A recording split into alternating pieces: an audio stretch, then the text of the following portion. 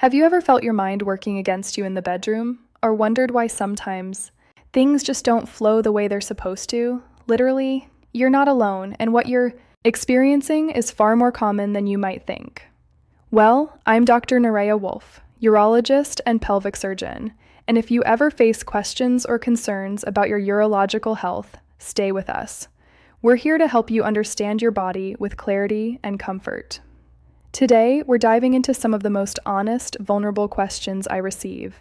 Questions about performance pressure, body image, and those everyday urological mysteries that can leave you confused or worried. We'll talk about what's happening in your body, what's completely normal, and when it's time to reach out for support. If this conversation resonates with you, please subscribe and share this with anyone who might benefit. Let's create a space where these topics aren't taboo. They're just part of taking care of ourselves. The weight of performance pressure. Let me start by reading you a question that breaks my heart because I hear variations of it every single week. I get too lost in my own head with women. I think too much about staying hard during sex, and it causes me to sometimes lose my erection. I'm only 24. I can't imagine I have a disease causing erectile dysfunction this early. I do get dates, so finding partners isn't the problem. But I overthink the sex part because I want women to think well of my performance. I've already lost my erection with 2 separate women. I don't want this to happen again. First, I want you to hear this clearly. What you're describing is not only common, it's incredibly human. And you're absolutely right to wonder whether something physical is going on, but you're also touching on something equally powerful: the mind's profound influence over the body. How performance anxiety creates a vicious cycle. Here's what happens. The first time an erection doesn't cooperate, and this happens to virtually every man at some point, it can feel shocking. We're not taught that erections naturally fluctuate based on stress, fatigue, what you've consumed, temperature, or just the unpredictability of being human. So when it happens once, anxiety sets in. The next time you're with someone, instead of being present and enjoying the connection, part of your brain is on high alert. Am I going to get hard? Will I stay hard? What if I can't perform? And here's the cruel irony. That very anxiety makes it harder to achieve or maintain an erection. Stress triggers your sympathetic nervous system, your body's fight or flight response, which is the opposite of what you need for arousal. You need relaxation, safety, presence. So the cycle deepens. One difficult experience leads to worry, which leads to another difficult experience, which feeds more worry. It's exhausting, isolating, and can make you feel broken when you're absolutely not. The medical reality: even young men should get evaluated. Now, at 24, you're right that organic erectile dysfunction, meaning a physical cause, is less common. But here's something crucial. When researchers studied men under 40 with erection difficulties, they found that 87% had an underlying medical issue contributing to the problem. Why does this matter? Because difficulty with erections can sometimes be an early warning sign of cardiovascular concerns. The blood vessels supplying the penis are smaller than those feeding the heart, so problems with blood flow often show up here first, sometimes years before any cardiac symptoms appear. I'm not saying this to frighten you. I'm saying it because seeing your primary care doctor or a urologist isn't just about addressing the immediate concern. It's about understanding your overall health. It's a gift to yourself. What you can do: practical steps forward. So what helps when performance anxiety is stealing your confidence? First, professional support matters. A psychologist who specializes in sexual health or a certified sex therapist can help you reframe the anxiety. They can guide you through techniques to quiet that critical inner voice and reconnect with pleasure rather than performance. Second, consider sensate focus exercises. If you're in a relationship where you feel safe communicating, try temporarily taking penetration off the table. I know that might sound counterintuitive, but hear me out. Start by exploring each other's bodies without any genital touch. Just presence, sensation, curiosity. Once you feel comfortable there, you gradually reintroduce genital contact and finally, penetration. The goal is to shift your focus from "will I perform" to "what am I feeling? What does my partner enjoy?" It removes the pressure and helps you rediscover intimacy without the weight of expectation. Third, sometimes medication can help rebuild confidence. Medications like sildenafil, tadalafil, or vardenafil don't create arousal out of nothing. You still need stimulation, but they make it easier to achieve and maintain an erection. For some men dealing with performance anxiety, using these medications for a short period can help break the cycle. Once you've had a few successful experiences and your confidence returns, you may find you no longer need them. This isn't about dependence. It's about giving yourself a bridge back to confidence while you work on the psychological pieces. A final thought on this: please don't carry this alone. The shame and silence around these issues only make them heavier. You deserve support, understanding, and solutions that work. And I promise you, you're not broken. You're human, navigating a very human challenge. The question everyone wonders but few ask. Here's another question that comes up often, usually with a mix of curiosity and insecurity. In the adult industry, do performers have naturally large penises, or are they using enhancements, surgeries, herbs, or techniques to achieve what we see on screen? This is such an important question because the adult industry has shaped and often distorted our understanding of what's normal or desirable. So let's talk openly about what's real and what's illusion. What is actually average? First, the facts. The average erect penis length worldwide is about 5.4 inches, roughly 13.7 centimeters. And here's a striking statistic. 99.7% of men have an erect length smaller than 7.5 inches. So when you see performers in adult films, you're often looking at people on the far end of the statistical curve, individuals who were selected precisely because they fall outside the average.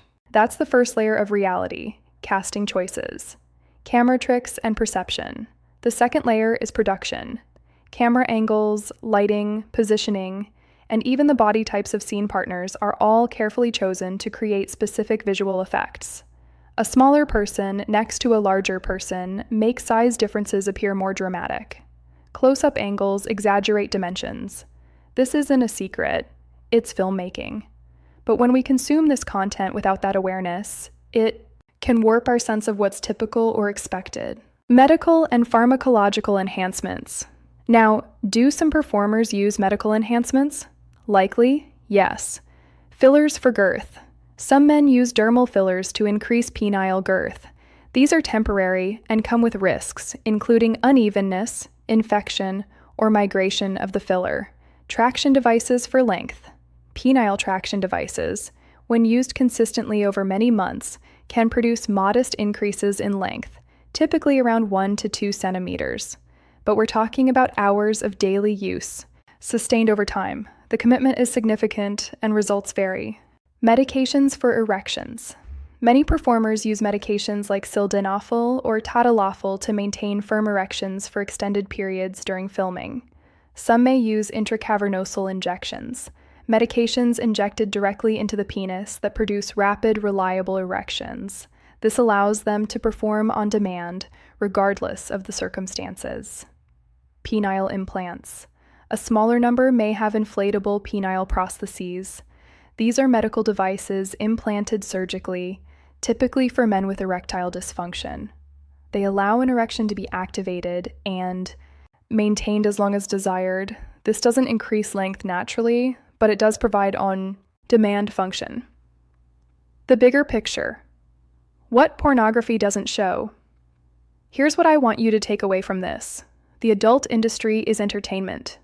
It's not education. It's not a documentary on typical sexual experiences. It's designed to be visually stimulating, often shocking, and it thrives on fantasy. Real intimacy looks nothing like what you see in these productions. Real sex involves communication, laughter, awkward moments, adjustment, tenderness, and sometimes things that don't go as planned. And that's not just okay, that's beautiful, that's human. Using adult content as a measuring stick for your own body or sexual experiences is like comparing your daily life to an action movie and feeling inadequate because you don't run through explosions before breakfast. You are not in competition with performers. You are enough exactly as you are. A question that makes many men chuckle and worry. Now let's shift to something a bit lighter, but still genuinely puzzling for many men. Sometimes when I pee really hard, the stream splits into two directions. What's happening? And sometimes my stream goes to the right, left, or all over the place. What's the deal? I love this question because it's so relatable, and yet most men never ask anyone about it. So let's break it down. Think of your urethra like a garden hose. Imagine a garden hose. When there's no obstruction, water flows straight and strong. But the moment you partially cover the opening, even just with your thumb, the stream scatters, sprays, or splits. Your urethra works the same way. Any blockage, narrowing, or debris near the opening can disrupt the flow and cause splitting or deviation of the stream. Common causes of a split stream: dried semen or discharge. After ejaculation, small amounts of semen can remain in the urethra or dry near the opening. This creates a temporary obstruction, and the next time you urinate, the stream may split. Usually, after urinating a few times, this resolves on its own. Enlarged prostate, BPH. As men age, the prostate can enlarge and press on the urethra, creating resistance. This can lead to a weaker stream, difficulty starting urination, a split stream, or a sensation of incomplete emptying. It's incredibly common and very treatable. Urethral stricture. This is less common, but involves a narrowing of the urethra due to scar tissue. It can result from infection, injury, or inflammation. If you're experiencing a persistently weak or split stream, straining to urinate, or a sensation that it takes forever to start or finish, this might be worth investigating. When to see a doctor.